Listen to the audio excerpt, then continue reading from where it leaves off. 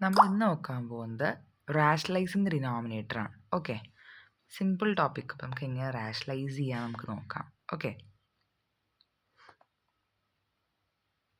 ഇപ്പോൾ for example നമുക്ക് തന്നിരിക്കുന്ന question rationalise the denominator of 1/2 + √3. നമ്മൾ എന്താ ചെയ്യേണ്ടത്?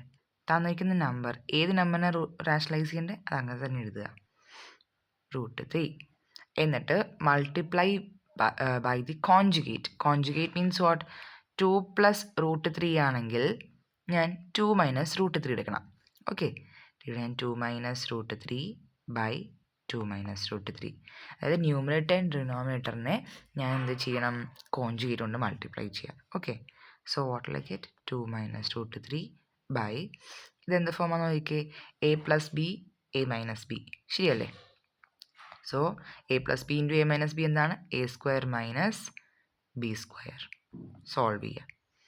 2 - √3 divided by 2² is 4 minus √3² means what? √3 × √3 എന്ന് പറഞ്ഞാൽ എന്താണ്? 3. ഓക്കെ, അപ്പോൾ എൻ്റെ ആൻസർ എന്താ? 2 - √3 by 1. അത് ഇങ്ങനെ എഴുതിയാൽ ഒന്ന് തന്നെയല്ലേ? സോ അങ്ങനെയാണ് ഞാൻ എന്ത് ചെയ്യേണ്ടത്? റാഷണലൈസിങ് ദ ഡിനോമിനേറ്റർ ചെയ്യേണ്ടത്. ഓക്കെ.